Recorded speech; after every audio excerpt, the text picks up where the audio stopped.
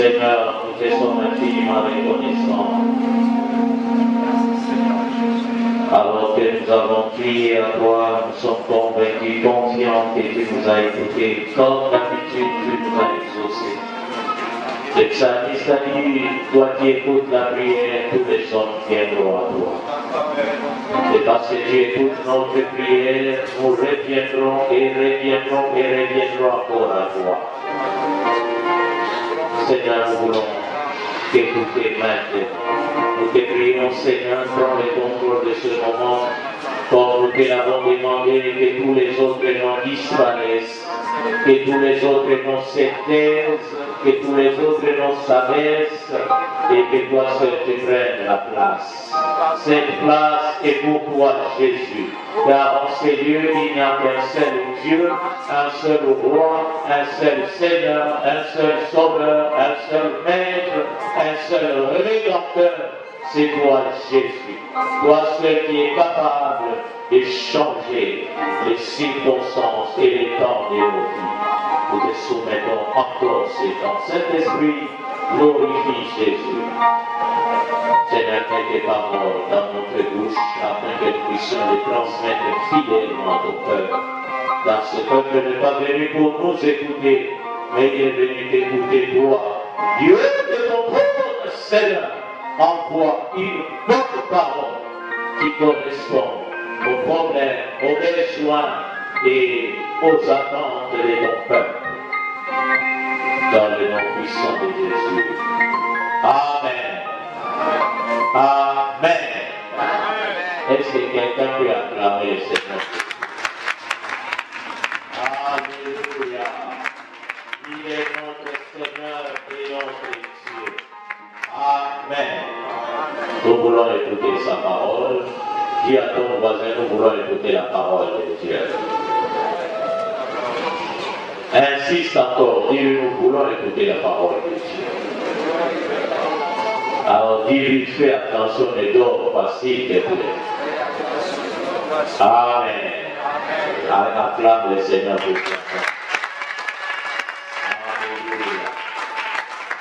Est-ce que tu peux te lever pour que nous puissions lire la parole de Dieu ensemble? Prends ta Bible, lève-toi. Nous allons ouvrir nos Bibles dans l'Évangile selon Luc, le chapitre 5 et du 1er au 11e verset.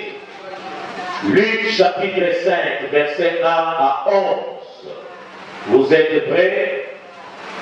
Nous allons lire au nom de notre Seigneur et Sauveur Jésus-Christ. Comme Jésus s'est trouvé auprès du lac de Génézareth et que la foule s'est pressée autour de lui pour entendre la parole de Dieu, il vit au bord du lac deux barques d'où les pêcheurs étaient descendus pour laver leurs filets. Il monta dans l'une de ces barques qui était à Simon et il les pria de s'éloigner un peu des terres. Puis il s'assit et de là-bas, il enseignait la foule. Lorsqu'il eut cessé de parler, il dit à Simon, avance en pleine eau et jetez vos filets pour pêcher. Simon lui répondit, Maître, nous avons travaillé toute la nuit sans rien prendre, mais sur ta parole, je jetterai le filet. L'ayant jeté, ils prirent une grande quantité de poissons et leur filet s'est rompé. Ils firent signe à leurs compagnons qui étaient dans l'autre barque de venir les aider. Ils vinrent et ils remplirent les deux barques au point qu'elles enfonçaient.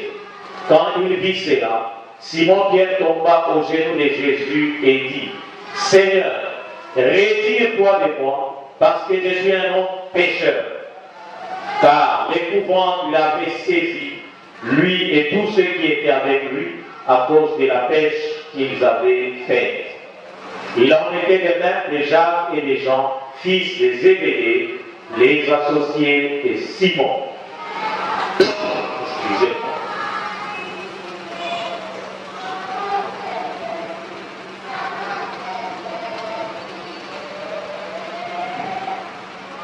Alors, Jésus dit à Simon, ne crains pas, désormais tu seras pêcheur d'hommes.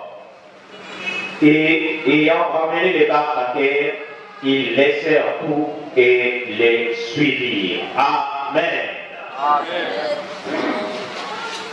Nous pouvons prendre nos places. Ceux qui étaient là il y a 2 dimanches en arrière, nous avions commencé un thème intitulé « Mais sur ta parole ». Alléluia. Est-ce que tu peux répéter après moi? Mais sur ta parole. Mais sur ta parole. Amen. Nous n'avions pas pu terminer cela. Nous croyons par la grâce de Dieu que nous allons terminer aujourd'hui. Alléluia. Nous avions vu que l'apôtre Paul, Pierre, avait un problème. Pierre était un pécheur de profession. Et cette fois-là, il avait péché la nuit comme d'habitude. Dans les lacs de Génézareth, il connaissait ces lacs parce qu'il avait l'habitude d'aller pêcher depuis des années. Je crois même depuis son enfance. Il savait à quel endroit précis et à quelle heure il devait jeter le filet pour avoir du poisson. Mais malheureusement, cette fois-ci, il est allé pêcher comme d'habitude, mais il n'avait rien pris. Et alors qu'il était au bord du lac, en train de réparer les filets, de laver la barque, de réparer tous ses instruments, quelqu'un est arrivé. Alléluia. Quelqu'un est arrivé alors que Pierre et ses associés étaient au bord du lac en train de nettoyer leurs filets. Ils se posaient sûrement des questions. Qu'est-ce qu'ils allaient faire? Comment ils allaient résoudre leurs problèmes? Nous en avons parlé une autre fois. Ils étaient inquiets, ils étaient troublés, perturbés. Mais la bonne nouvelle, c'est qu'il y avait quelqu'un qui connaissait les problèmes de Simon-Pierre et qui avait décidé de résoudre ces problèmes. Alléluia. Amen. Toute la semaine, tu as peut-être connu aussi des problèmes comme Simon-Pierre. Toute la semaine, tu as peut-être crié à Dieu. Toute la semaine, tu as peut-être cherché la solution à gauche, à droite, comme d'habitude. Mais jusqu'à cet instant, rien ne change, rien ne marche. Mais je veux te rassurer que comme Jésus était venu chercher à résoudre les problèmes de Simon-Pierre, aujourd'hui aussi, il est venu chercher à résoudre ton problème. Alléluia. Peu importe les degrés de ce problème, peu importe sa durée, peu importe sa gravité, peu importe son impossibilité, mais Jésus est venu pour cela. Alléluia. Alors que Pierre s'est posé des questions, il se disait, mais qu'est-ce que nous allons faire? Nous n'avons rien attrapé. Nous ne pourrons donc rien vendre. Qu'est-ce que les enfants vont manger? Laisse-moi te dire que Jésus avait déjà la solution de ces problèmes. Jésus se disait, attends, tu vas voir. Mais Pierre ne savait pas. Pierre était inquiet, Pierre était troublé. Alléluia.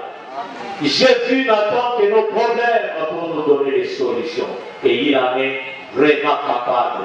Il est vraiment qualifié pour donner des solutions à nos problèmes. Pourquoi? Première raison. Lui-même a dit, toutes choses m'ont été données par mon Père. Matthieu 11, 27. C'est Jésus lui-même qui dit, toutes choses m'ont été données par mon Père. Tout ce que tu vois, tout ce qui existe est donné à Jésus. Il y a aussi la solution à ton problème. Alléluia. Amen. Deuxième raison, dans Matthieu 28, 18, Jésus lui-même dit encore, tout pouvoir m'a été donné dans les ciels et sur la terre. Et parmi ces pouvoirs, il y a aussi le pouvoir de résoudre tes problèmes. Alléluia. Il y a aussi le pouvoir de guérir tes maladies. Il y a aussi le pouvoir de restaurer ce qui était détruit dans ta vie. Il y a aussi le pouvoir de te donner la victoire en face de tes adversaires. Alléluia. Troisième raison, tout a été créé par lui et pour lui. Dans Colossiens 1, 16, la Bible déclare que tout a été créé par Jésus et tout a été créé pour lui. Alléluia. Donc il a la capacité d'utiliser tout ce qui a été créé pour donner la solution à un problème. Alléluia. Comme ce jour-là, il avait utilisé les poissons qu'il avait créés pour donner la solution au problème de Simon-Pierre. Alléluia. Tout a été créé par lui. Donc il a la capacité de dire aux poissons, allez à cet endroit-là, allez attendre là-bas. Et les poissons ont obéi, ils sont allés attendre là-bas, jusqu'à ce que Pierre allait venir avec les filets pour les prendre. Alléluia. Oh, je croyais que quelqu'un m'avait compris et qu'il allait acclamer le Seigneur. Quatrième raison, Dieu a tout mis sous ses pieds. 1 Corinthiens 15, verset. Tout. Dieu a tout mis sous ses pieds. Tout ce qui existe a été mis sous les pieds de Jésus. C'est-à-dire qu'il a le pouvoir, il a l'autorité sur tout ce qui existe. Il marche sur tout. Voilà pourquoi d'ailleurs il avait marché sur les eaux. Parce que même les eaux étaient mises sous ses pieds. Alléluia. Ta maladie est mise sous les pieds de Jésus. Ton chômage est sous les pieds de Jésus. Ton célibat prolongé est sous les pieds de Jésus. Ta stérilité prolongée est sous les pieds de Jésus. Même tes ennemis qui te font pleurer sont sous les pieds de Jésus. Les sorcières qui te font peur sont sous les pieds de Jésus. Alléluia. Tout a été mis sous les pieds de Jésus. Nous avons dit l'autre fois, essaye d'utiliser toutes les langues que tu connais, traduis le tout, ça restera tout. Alléluia. Il n'y a aucune langue qui peut changer le tout pour changer à peu près. Non, c'est tout. Alléluia. Donc commence à regarder tout ce qui te dérange là, c'est sous les pieds de Jésus. Alléluia. Et dans Philippiens 2, verset 9 à 11, cinquième raison. Au nom de Jésus, tout genou fléchit dans les cieux, sur la terre et sous la terre. Et toute langue confesse que Jésus-Christ est Seigneur. Il a un nom au-dessus de tous les noms. Et nous l'avons chanté tout à l'heure, que tous les autres noms disparaissent. Devant le nom de Jésus, il n'y a aucun nom qui résiste. Ta maladie a un nom, mais devant le nom de Jésus, il doit fléchir les genoux. Tous les problèmes qui nous dérangent, qui nous tracassent, ont chacun un nom. Mais nous avons avec nous un nom. Quand on cite ce nom dans les ciels, sur la terre et sous la terre, tous les genoux fléchissent et toutes les langues reconnaissent, proclament, déclarent, confessent que Jésus-Christ est Seigneur. Amen. Alléluia. Amen. Et tout ce qui reconnaît la Seigneurie de Jésus doit fléchir les genoux devant Jésus. Et quand Jésus donne l'ordre, tout ce qui reconnaît la Seigneurie de Jésus ne peut plus résister. Il obéit. Alléluia. Sixième raison. Jésus-Christ dit dans Matthieu 11, 28, venez à moi, vous tous qui êtes fatigués et chargés, et je vous donnerai du repos. Alléluia. Demande à ton voisin, qu'est-ce qui te fatigue? Qu'est-ce qui te charge? Jésus-Christ va te donner le repos. Alléluia. Il donne le repos, c'est vrai. Et c'est ce qu'il cherche. Il cherche des gens à qui il peut donner le repos. Il cherche. Moi j'ai toujours dit, il a des solutions pour des problèmes que nous n'avons jamais rencontrés jusqu'à présent. Il a des réponses pour des questions que l'homme n'a jamais posées jusqu'à présent. Il a la guérison en réserve pour des maladies que le monde n'a jamais connues jusqu'à présent. Amen. Les gens ont crié Covid, Covid, Covid, Covid, Covid. Dieu avait déjà prévu la guérison pour la Covid. Les Covid, la Covid, mettez l'article que vous voulez. Dieu a déjà la guérison pour ça. Alléluia. Changer, appeler variole de singe, appeler ça même variole de cochon ou de chien. Dieu a déjà la guérison pour ça. Alléluia. Changez de vague comme vous voulez, 7e, 8e, 10e, 100e vague. Dieu a déjà prévu la guérison. Alléluia. Alléluia. Il a déjà tout prévu. Alléluia. 7e raison. C'est Jésus encore qui parle dans Matthieu 28, 20. Il dit, et voici. Dis à ton voisin, et voici. Change de voisin, dis-lui et voici. Je suis avec vous tous les jours, jusqu'à la fin du monde. Alléluia. Donc même dans ces problèmes-là que tu traverses là, si tu es réellement chrétien, si tu es réellement enfant de Dieu, sache que Jésus est avec toi. Je te rassure, Jésus est avec toi. J'insiste, Jésus est avec toi. Je persiste, Jésus est avec toi. Alléluia. Il est avec toi.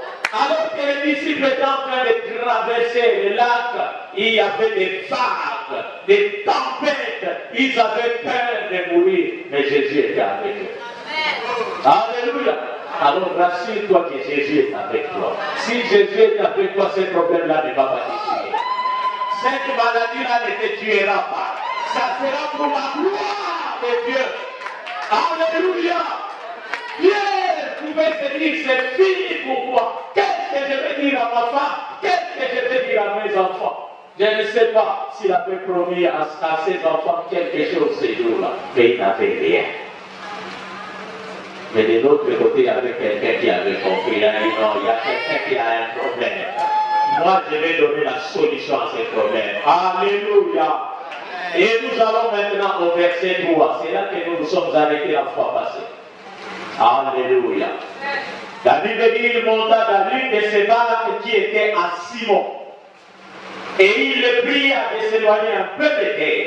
Puis il s'assit. Et de la barque, il enseignait la foule. Alléluia. Amen. Il y avait plusieurs barques au bord du lac ce matin-là. Mais il y avait aussi deux barques particulières. La barque de Simon-Pierre et la barque de ses associés Jacques et Jean, fils de Zébédée. Parce qu'ils faisaient la pêche ensemble. Ils étaient là au bord du lac ce matin-là. Et comme ils étaient associés, tous n'avaient rien pris. Mais Jésus avait choisi quelqu'un. Il avait choisi Simon-Pierre. Alléluia. Il est entré dans la barque de Simon-Pierre. Et le dimanche, parce que nous avons dit, nous pouvons venir ensemble, en couple, en famille, accompagnés dans la présence de Dieu. Aujourd'hui, mais Dieu va résoudre les problèmes de quelqu'un. Alléluia. Jésus-Christ est venu pour quelqu'un. Tu es venu avec ta femme, ton mari. Ce n'est pas un problème, tu as très bien fait. Avec tes enfants, avec tes parents, très bien. Mais Jésus va résoudre le problème de quelqu'un. Amen. Il va résoudre ton problème. Amen. Alléluia. Il est monté dans la barque qui était à Simon-Pierre. Et il lui dit, Pierre, éloigne-toi un peu de terre. Alléluia. Éloigne-toi un peu de terre. Nous avons dit, quand nous venons dans la présence de Dieu, évitons la foule. Évitons de témérer dans la foule. Évitons d'agir dans la foule, comme la foule. Parce que la foule, c'est l'image de la distraction, des dérangements, même de l'opposition. Parce qu'il y a plusieurs endroits dans la Bible, avant que Jésus opère un miracle, il y a la foule qui s'opposait à la personne pour laquelle Jésus devait opérer le miracle. Non, fais-les guerres, ils nous dérangent. Chasse-les, ils crient derrière nous. Alléluia. Amen. Nous devons sortir de la foule. Jésus lui dit, éloigne-toi un peu de terre. Quittons un peu la foule. Allons un peu à l'écart. Soyons un peu dans l'intimité pour aller voir.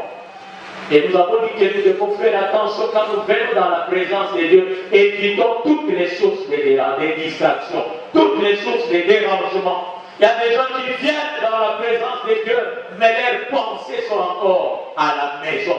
Il y en a qui viennent dans la présence de Dieu, alors que nous avons des Bibles dans nos téléphones. Nous croyons qu'il est en train de lire la Bible, mais il est dans les réseaux sociaux. Tu n'expérimenteras jamais la présence de Dieu, les miracles de Jésus dans ces conditions. Tu dois t'éloigner. Alors que tout le monde prie, alors que tout le monde adore, lui il est assis en train de regarder à gauche, à droite. Et il est capable de voir qui est mal habillé, qui est mal chaussé, qui est mal coiffé. Tu ne verras jamais la gloire de Dieu dans ces conditions. Alléluia. Amen. Alléluia. Amen. Il est priant de s'éloigner un peu de Dieu. Nous devons apprendre à nous éloigner un peu de Dieu. Nous devons apprendre à être un peu à l'écart développer l'intimité avec Jésus. Alors, il s'assit. Alléluia. Amen. Il s'assit. Jésus s'est assis quand il lui a demandé de s'éloigner un peu de terre. Pas avant. Tu dois d'abord t'éloigner un peu de terre et puis demander à Jésus de s'asseoir. Et nous avons dit qu'il y a plusieurs enfants de Dieu qui ont laissé Jésus debout dans leur vie. Il est chrétien, c'est vrai. Il est enfant de Dieu, c'est vrai. Mais Jésus est encore debout dans sa vie. Il n'a jamais donné une place dans sa vie à Jésus-Christ pour que Jésus puisse s'asseoir. Mon frère, ma soeur, tant que Jésus restera debout dans ta vie, tu n'expérimenteras jamais de grands miracles. Amen. Donc, si tu as compris, répète ça à ton voisin. Amen. Dans la langue que tu veux, avec tes propres cœurs. Nous prêchons ensemble et n'oubliez pas. Tant que Jésus demeurera debout dans ta vie, tu n'expérimenteras jamais de grands miracles. Alléluia. Oui, nous disons que nous sommes chrétiens, nous sommes enfants de Dieu, nous sommes même serviteurs, servantes de Dieu. Mais si nous ne donnons pas à Jésus l'occasion de s'asseoir, nous n'expérimenterons jamais. Dans Apocalypse chapitre 3, le verset 20, il dit, voici je me tiens à la porte et je frappe. Amen. Si quelqu'un entend ma voix, ouvre la porte, j'entrerai chez lui. Je souperai avec lui et lui avec moi. C'est ça ce que Jésus veut. Quand il entre dans une vie, il ne veut pas rester debout, il veut s'asseoir et souper avec toi, c'est-à-dire manger avec toi, partager le repas avec toi. Et quand Jésus partage le repas avec toi, il te partage aussi ses secrets. Amen. Alléluia. Il te fait expérimenter des miracles que tu n'as jamais expérimenté. Il t'ouvre les yeux qui étaient fermés. Alléluia. Amen. Les disciples d'Emmaüs, ils avaient bien compris. Ils ont vu que leurs compagnons de route allaient s'éloigner. Ils ont dit non, viens. Ne passe pas, viens partager les repas avec nous. Entre dans notre maison. Ils lui ont donné une chaise. Quand tu donnes à Jésus une chaise dans ta vie, il s'assied. Et quand il s'assied, là, il peut faire ce qu'il est venu faire dans ta vie. Amen. Et pendant qu'ils étaient en train de manger, Jésus a pris le pain. Il a rendu grâce. Dès qu'il l'a rompu, la Bible dit que leurs yeux s'ouvrirent. Amen. Alléluia. Tu veux que tes yeux spirituels s'ouvrent. Donne une chaise à Jésus. Répète ça à ton voisin. Aide-moi. Donne une chaise à Jésus si tu veux quitter Jésus. Alléluia. Amen. Tu ne verras pas les grandes choses, tu ne verras pas les choses surnaturelles, spectaculaires, si tu ne donnes pas à Jésus une place pour s'asseoir. Et Jésus ne te racontera pas des choses cachées que tu ne connais pas tant que tu continueras à les recevoir debout. Alléluia. Amen. Quand tu vas chez quelqu'un, tu vas rendre visite à quelqu'un qui te reçoit à la porte debout. Tu seras content de rester là, poser avec lui debout. 30 minutes, 40, 50, 1 heure. Tu vas rentrer vite parce que tu comprends que non, il n'est pas prêt à me recevoir. Alléluia. C'est ce que nous disons à Jésus. Non, en tout cas, je n'ai pas le temps de te recevoir. Va, laisse-moi tranquille. La chaise ici, c'est pour mon ami le diable. Nous avons donné au diable les trônes. Nous avons donné au monde des fauteuils. Nous avons donné à la chair les canapés et à l'impudicité nos lits. Mais à Jésus, nous les laissons debout. Comme je le disais au premier, nous lui avons donné les bombas. J'aime les termes qu'on appelle ça en Kikongo, les kimwesh. Toi, prends les kimwesh. Mais les fauteuils ici, c'est pour les mondes. Que le monde continue à dominer dans ma vie.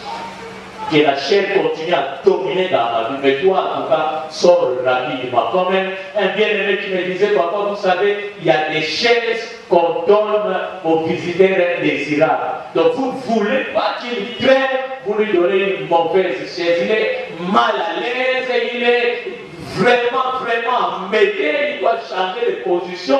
Elle dit, bon, ça va, la Kéiti Karabala. Alléluia. Un autre me disait que ce sont des chaises qu'on donne aux créanciers, ceux qui viennent réclamer leur dette. Tu lui donnes cette chaise-là. Ça signifie qu'elle peut rendre vite, vite. Ce sont les chaises que nous donnons à Jésus. Alléluia. Et les trônes, nous les laissons à l'usurpateur. Fais ce que tu veux. Dirige ma vie comme tu veux. Alléluia. Et comme je le disais au premier culte de gloire à l'Esprit de Dieu, quelqu'un avait dit que Jésus est dans le cœur. C'est vrai, peut-être il est dans ton cœur, mais il est debout. Tu lui donnes une maison sans mobilier. Alléluia. Si on te donne une belle maison, mais il n'y a pas de mobilier, tu seras content de t'asseoir sur le ciment. Tu manges par terre, tu dors par terre, tu te réjouis dans la table. Tu seras mal à l'aise. Et c'est ce que nous donnons à Jésus. Une maison où il est mal à l'aise, tout le temps embêté, dérangé, et il est obligé de partir. Et la Bible dit, quand un démon sort, il va, il se déambule, il cherche. Il ne trouve pas une bonne place, qu'est-ce qu'il fait? Il revient voir sa maison. La maison là que tu avais bien nettoyée. Alors quand il trouve la maison bien nettoyée et vide, qu'est-ce qu'il fait après? Il va chercher 7 démons plus méchants que lui. Alors comme ça, à 8, il revient. Il prend place dans cette maison. Et la Bible dit la situation, l'état de cette personne-là sera comment? Pire qu'avant, 8 fois pire qu'avant. C'est comme ça qu'on s'inquiète, mais frère Roi Nazareth qui vraiment frère Ambouya, mais qu'est-ce qu'il s'est dit? Il a 8. Il a chassé Jésus, il a donné des trônes à 8. Et vous étonnez pas. Alléluia. Amen. Mon frère, ma soeur, donne les trônes de l'établir à Jésus. Alléluia. Oui, il s'assit. Et quand Jésus s'assied dans une vie, il y a des choses qui se passent. Et de là-bas, il enseigne la foule. Alléluia. De là-bas. Dès que Jésus prend la place dans une vie, dès qu'il est assis confortablement dans une vie, à partir de ce moment-là, ta vie va devenir un matériel didactique pour enseigner les autres. Même dans ton problème-là, il va utiliser ces problèmes-là pour enseigner les autres. Pierre avait un problème. Jésus prend sa barque, il s'éloigne un peu, il s'assied. Au lieu de résoudre directement les problèmes de Pierre, il commence à enseigner la foule. Combien de temps il a pris, je ne sais pas. Mais je crois que Jésus avait pris beaucoup de temps. Parce qu'il prêchait beaucoup, il parlait beaucoup. Il a parlé, il a parlé, il a parlé. Et sachez que Pierre n'avait pas dormi toute la nuit de péché. Donc il avait encore sommeil, il était fatigué. Mais il devait tenir la barque parce que les eaux du lac ne sont jamais calmes. Les eaux du lac bougent toujours. Donc Pierre devait tenir la barque pour que ça ne bouge pas. Alors s'il dormait, lui-même pouvait tomber dans l'eau. Et la barque pouvait chavirer. Donc il devait être avec son sommeil, en train de résister. Mais entre-temps, il avait des problèmes dans son cœur. Si c'était toi et moi, on allait murmurer. Il fallait que l'éducation soit Alléluia. Amen. Jésus, dans ton problème-là, va s'asseoir dans ta barque et il va commencer à parler aux autres. Pendant ce temps, ton problème ne sera pas encore résolu. Mais il est venu pour résoudre ton problème. Alléluia. Amen. Voilà pourquoi des fois il ne faut pas murmurer n'importe quand, n'importe comment. Tu as prié, tu as demandé à Dieu. Attends. Alléluia. Pendant ce temps, Dieu t'utilise comme un matériel didactique pour enseigner les autres. Dans ces problèmes-là, dans ton célibat-là, Dieu est en train d'enseigner les autres. Si réellement Jésus est assis dans ta vie, dans ta stérilité-là, Dieu est en train d'enseigner d'autres. Si réellement Jésus est assis dans ta vie, dans ton chômage-là, Dieu est en train d'enseigner les autres. Si réellement Jésus est assis dans ta vie, même dans ta maladie, ne t'en fais pas. Alléluia. Amen. Il enseigne les autres, il enseigne la foi. Et la barque de Simon-Pierre, il a continué à enseigner. Maintenant, après avoir enseigné les autres, après s'être servi de la barque de Simon-Pierre pour parler aux autres, alors il pourra s'occuper de nous. Mais nous devons accepter d'abord de faire asseoir Jésus dans nos vies, mais ensuite nous-mêmes d'être assis. Alléluia. Parce que la plupart des enfants de Dieu ne sont pas assis. Et c'est dans des périodes comme ceux-là que Jésus expérimente notre foi, notre maturité spirituelle et notre stabilité spirituelle. Plusieurs enfants de Dieu sont des touristes spirituels. Aujourd'hui, le 14, il est à la mort. Nous savons, le 21 sera dans quelle église? Le 28 dans une autre église. En train de courir, de chercher. Et c'est comme ça que la plupart parmi nous ont 2, 3, 4, 5, 10 pères spirituels. Demande à ton voisin, tu as combien de pères spirituels?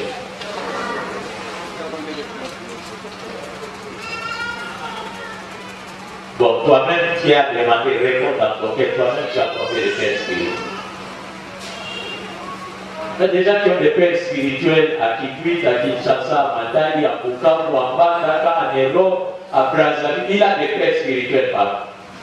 Je parlais avec une sœur, elle m'avait donné sa requête. Pendant qu'on priait pour sa requête, et 2 jours après, elle m'appelle, bon, vous savez, vous connaissez tel serviteur de Dieu? Oui, je le connais. Bon, j'étais parti le voir, on a prié avec lui, mais ensuite, je suis allé voir mes frères là, dont je t'avais parlé l'autre fois, avec qui on prie. Oui, nous sommes allés prier avec lui, mais ma soeur aussi dans leur église, leur prophète. Donc, tu es où? Demande à ton voisin, tu es où? Alléluia. Et chacun prophétise à sa façon, prophétise à gauche, prophétise à droite, prophétise en haut, prophétise en bas, et certaines prophéties se contredisent. Maintenant, elle revient, bon, maintenant, qu'est-ce que Dieu vous a dit? Mais toi, tu as consulté tous tes prophètes. C'est ce que tes prophètes t'ont dit. Oh non, papa, dites-moi non. Oh, mais qu'est-ce que moi je vais te dire? Ils t'ont déjà tout dit. Alléluia. Tu dois t'asseoir. Dis à ton voisin, tu dois t'asseoir. Avant que Jésus puisse nourrir les 5000 personnes dans Luc chapitre 9, il a dit à ses disciples, faites-les asseoir. Tu dois apprendre à t'asseoir et attendre les miracles. Ne cours pas derrière les miracles. Ne cours pas derrière la bénédiction. En principe, Jésus a dit, voici les miracles qui accompagneront. Les miracles doivent nous accompagner. Ce n'est pas à nous d'aller chercher les miracles. Les miracles doivent nous accompagner comme les chiens accompagnent son maître. La Bible dit, j'ordonnerai à la bénédiction de te suivre. Les bénédictions doivent nous suivre. Les miracles doivent nous accompagner. Ce n'est pas à nous, on nous a prêché que nous devons arracher. Bon, continuez à arracher. Mais moi, ça doit m'accompagner, ça doit me suivre. Amen. Alléluia. Faites-les asseoir. Ils les firent tous asseoir. Et alors Jésus a pris les 5 pains et les 2 poissons. Il a ravi quand il a multiplié. Parce qu'ils étaient assis. Tous. Jésus doit s'asseoir dans ta vie et commencer à opérer d'abord au travers de ta vie en faveur des autres. Toi-même, tu dois rester là. Comme Pierre est resté là, malgré sa fatigue, malgré son problème, il est resté là. Ne cours pas de gauche à droite. Alléluia. Dans Apocalypse chapitre 3, le verset 20, il dit, voici je me tiens à la porte et je frappe. Amen. Si quelqu'un entend ma voix, ouvre la porte, j'entrerai chez lui. Je souperai avec lui et lui avec moi.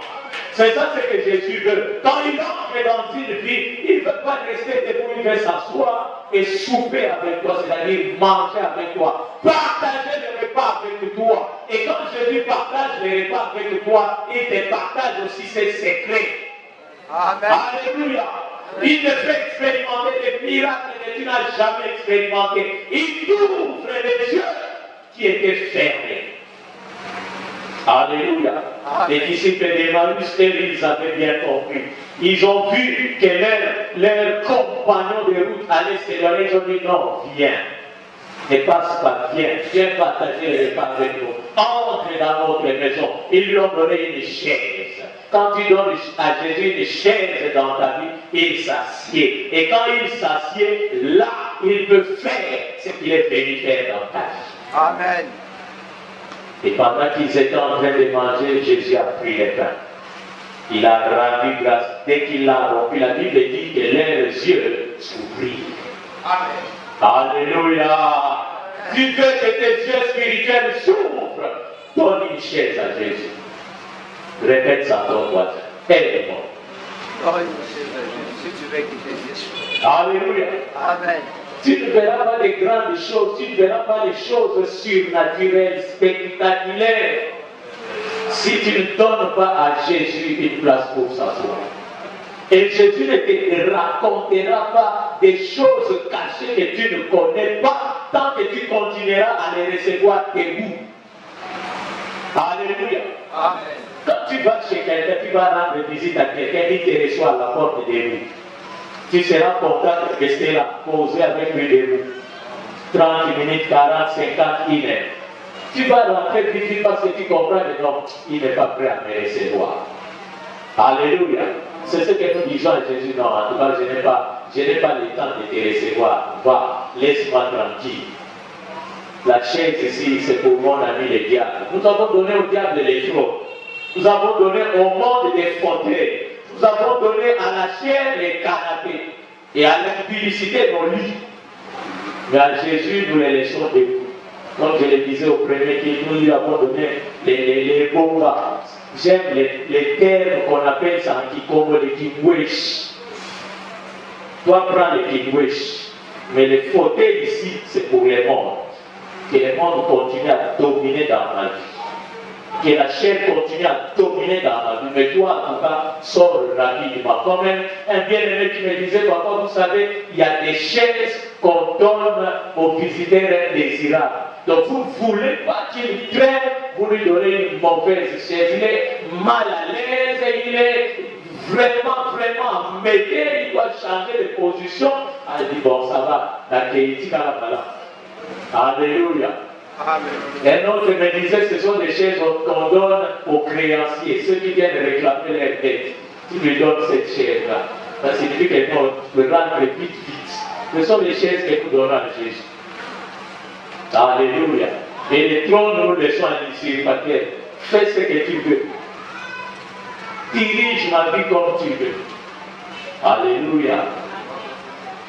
Et comme je le disais au premier culte, gloire à l'Esprit de Dieu, quelqu'un avait dit que Jésus est dans le cœur. C'est vrai, peut-être il est dans ton cœur, mais il est debout. Tu lui donnes une maison sans mobilier. Alléluia. Si on te donne une belle maison, mais il n'y a pas de mobilier, tu seras content de t'asseoir sur le ciment. Tu manges par terre, tu dors par terre, tu te réjouis dans la table. Tu seras mal à l'aise. Et c'est ce que nous donnons à Jésus. Une maison où il est mal à l'aise, tout le temps embêté, dérangé, et il est obligé de partir. Et la Bible dit, quand un démon sort, il va, il se dérange, il cherche. Il ne trouve pas une bonne place, qu'est-ce qu'il fait? Il revient voir sa maison. La maison là que tu avais bien nettoyée. Alors quand il trouve la maison bien nettoyée et vide, qu'est-ce qu'il fait après? Il va chercher 7 démons plus méchants que lui. Alors comme ça, à 8, il revient. Il prend place dans cette maison. Et la Bible dit la situation, l'état de cette personne-là sera comment? Pire qu'avant, 8 fois pire qu'avant. C'est comme ça qu'on s'inquiète, mais frère Rouanazaraki, vraiment frère Ambouya, mais qu'est-ce qu'il s'est dit? Il a 8. Il a chassé Jésus, il a donné des trônes à 8. Et vous étonnez pas. Alléluia. Amen. Mon frère, ma soeur, comme les trônes des tapis à Jésus. Alléluia. Oui, il s'assit. Et quand Jésus s'assied dans une vie, il y a des choses qui se passent. Et de là-bas, il enseigne la foule. Alléluia. De là-bas. Dès que Jésus prend la place dans une vie, dès qu'il est assis confortablement dans une vie, À partir de ce moment-là, ta vie va devenir un matériel didactique pour enseigner les autres. Même dans ton problème là, il va utiliser ces problèmes-là pour enseigner les autres. Pierre avait un problème. Jésus prend sa barque, il s'éloigne un peu, il s'assied. Au lieu de résoudre directement les problèmes de Pierre, il commence à enseigner la foi. Combien de temps il a pris, je ne sais pas. Mais je crois que Jésus avait pris beaucoup de temps. Parce qu'il prêchait beaucoup, il parlait beaucoup. Il a parlé, il a parlé, il a parlé. Sachez que Pierre n'avait pas dormi toute la nuit de péché. Donc il avait encore sommeil, il était fatigué. Mais il devait tenir la barque parce que les eaux du lac ne sont jamais calmes. Les eaux du lac bougent toujours. Donc Pierre devait tenir la barque pour que ça ne bouge pas. Alors s'il dormait, lui-même pouvait tomber dans l'eau. Et la barque pouvait chavirer. Donc il devait être avec son sommeil, en train de résister. Mais entre-temps, il avait des problèmes dans son cœur. Si c'était toi et moi, on allait murmurer. Tout l'examen, il fallait que l'éducation soit Alléluia. Amen. Jésus, dans ton problème là, va s'asseoir dans ta barque et il va commencer à parler aux autres. Pendant ce temps, ton problème ne sera pas encore résolu. Mais il est venu pour résoudre ton problème. Alléluia. Amen. Voilà pourquoi des fois il ne faut pas murmurer n'importe quand, n'importe comment. Tu as prié, tu as demandé à Dieu. Attends. Alléluia. Pendant ce temps, Dieu t'utilise comme un matériel didactique pour enseigner les autres. Dans ces problèmes-là, dans ton célibat-là, Dieu est en train d'enseigner les autres. Si réellement Jésus est assis dans ta vie, dans ta stérilité-là, Dieu est en train d'enseigner d'autres. Si réellement Jésus est assis dans ta vie, dans ton chômage-là, Dieu est en train d'enseigner les autres. Si réellement Jésus est assis dans ta vie, même dans ta maladie, ne t'en fais pas. Alléluia. Amen. Il a enseigné les autres, il a enseigné la foi. Et la barque de Simon-Pierre, il a continué à enseigner. Maintenant, après avoir enseigné les autres, après s'être servi de la barque de Simon-Pierre pour parler aux autres, alors il pourra s'occuper de nous. Mais nous devons accepter d'abord de faire asseoir Jésus dans nos vies, mais ensuite nous-mêmes d'être assis. Alléluia. Parce que la plupart des enfants de Dieu ne sont pas assis. Et c'est dans des périodes comme ceux-là que Jésus expérimente notre foi, notre maturité spirituelle et notre stabilité spirituelle. Plusieurs enfants de Dieu sont des touristes spirituels. Aujourd'hui, les 14, il est à Nord. Nous ne savons pas. Les 21 sera dans quelle église? Les 28 dans une autre église. En train de courir, de chercher. Et c'est comme ça que la plupart parmi nous ont 2, 3, 4, 5, 10 pères spirituels. Demande à ton voisin, tu as combien de pères spirituels?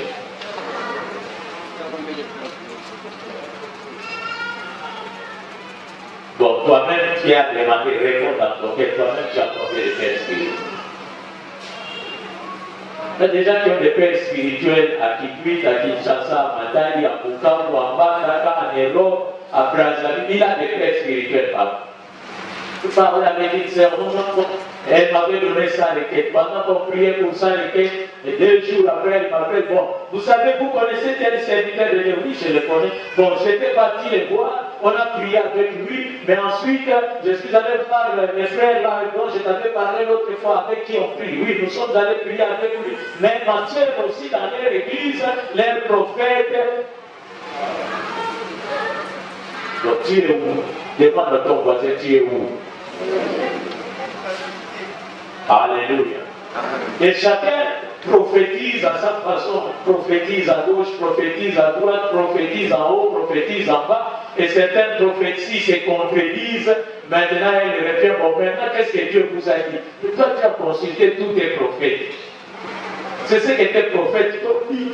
Oh non, papa, dites-moi non. Oh, mais qu'est-ce que moi je vais te dire? Ils t'ont déjà tout dit. Alléluia. Tu dois t'asseoir. Dis à ton voisin, tu dois t'asseoir. Avant que Jésus puisse nourrir les 5000 personnes dans Luc chapitre 9, il a dit à ses disciples, faites-les asseoir. Tu dois apprendre à t'asseoir et attendre les miracles. Ne cours pas derrière les miracles. Ne cours pas derrière la bénédiction. En principe, Jésus a dit, voici les miracles qui accompagneront. Les miracles doivent nous accompagner. Ce n'est pas à nous d'aller chercher les miracles. Les miracles doivent nous accompagner comme les chiens accompagnent son maître. La Bible dit, j'ordonnerai à la bénédiction de te suivre. Les bénédictions doivent nous suivre. Les miracles doivent nous accompagner. Ce n'est pas nous, on nous a prêché que nous devons arracher. Bon, continuez à arracher. Mais moi, ça doit m'accompagner, ça doit me suivre. Amen. Alléluia. Faites-les asseoir. Ils les firent tous asseoir. Et alors Jésus a pris les 5 pains et les 2 poissons. Il a multiplié parce qu'ils étaient assis tous. Jésus doit s'asseoir dans ta vie et commencer à opérer d'abord au travers de ta vie en faveur des autres. Toi-même, tu dois rester là, comme Pierre était là, malgré sa fatigue, malgré son problème, il est resté là. Ne cours pas de gauche à droite. Alléluia. Mais sur ta parole, parce que c'est toi qui l'as dit, je jetterai les filets. Alléluia. Par rapport à mon expérience, toute la vie j'ai péché, mais je n'ai rien pu. Mais parce que c'est toi qui l'as dit. Plus tard, je crois que par rapport à ça, c'est ce qu'il avait dit. Il dit, Seigneur, c'est toi qui as les paroles de la vie éternelle. Amen. Alléluia. Il a les paroles de la vie éternelle. Il a les paroles de la guérison. Il a les paroles de la restauration. Il a les paroles de solution. Il a les paroles de résurrection. Il a les paroles de bénédiction. Il a les paroles d'élévation. Il a toutes les paroles. Alléluia. Son nom c'est Jésus. Mets sur ta parole. Mets sur ta parole. Mets sur ta parole. J'ai écouté les paroles des hommes. Je n'ai pas réussi, j'ai échoué. Mais sur ta parole, parce que c'est toi qui l'as dit, je le ferai. Alléluia. Amen. Alléluia. Nous avons fait beaucoup de choses dans la vie sans la parole de Dieu, sans l'orientation de Dieu, mais sur la parole de Dieu. Apprends à jeter les filets. Alléluia. Tout ce que nous avons fait sans consulter Dieu, ça nous a attiré malheur, malédiction. Comme dit Ésaïe 30, le premier et le deuxième verset. Malheur aux enfants qui font des projets sans les consulter, qui vont en Égypte pour chercher du secours. Malheur, dit l'Éternel, aux enfants rebelles. Tout ce que nous faisons sans consulter Dieu, ça nous rend rebelles devant Dieu. Qui prennent des résolutions sans moi et qui font des alliances sans ma volonté pour accumuler péché sur péché. Peut-être que tu as pris un engagement sans consulter Dieu et maintenant tu regrettes. Ce n'est pas trop tard. Aujourd'hui tu peux préparer cela sur la parole de Dieu. Qui descend en Égypte sans me consulter pour se réfugier sous la protection des pharaons et chercher un abri sous l'ombre de l'Égypte. Quand nous faisons des choses sans consulter Dieu, cela nous attire le malheur. Et ça nous conduit de péché en péché. Parce que les hommes vont nous dire, non, pour résoudre ces problèmes, il faut faire ça. Tu commets un premier péché. Ça ne tient pas. Tu vas chez un autre, tu te dis, non, pour résoudre ces problèmes, il faut faire ça. Un deuxième péché, ça ne marche pas. Et ainsi de suite. Parce que nous n'avons pas consulté Dieu. Mais sur ta parole, je jetterai les filets. Alléluia. Amen. Sur ta parole. Cet après-midi, nous allons jeter les filets. Tu as échoué peut-être dans ton mariage, mais sur la parole de Dieu, je t'ai pris, jette les filets. Ta santé te dérange, ne t'inquiète pas. Aujourd'hui, sur la parole de Dieu, jette les filets. Tu as des problèmes au travail, dans tes affaires, ne t'inquiète pas. Maintenant, sur la parole de Dieu. Ton mari, ta femme, tes parents, tes enfants, tes troubles, te dérangent, t'embêtent, t'inquiètent. Mais il y a une parole. Toutes choses ont été faites par lui et pour lui. C'est lui qui a fait toutes ces choses. Pour chacune des choses qu'il a faites, une notice. un mode d'emploi. Et ce mode d'emploi se trouve dans sa parole. Et quand tu utilises ce mode d'emploi, tu ne vas pas échouer, tu vas réussir. Alléluia. Toute la nuit sans rien prendre. Mais sur ta parole, est-ce qu'il y a quelqu'un qui veut dire au Seigneur maintenant sur ta parole? Sur ta parole. Sur ta parole.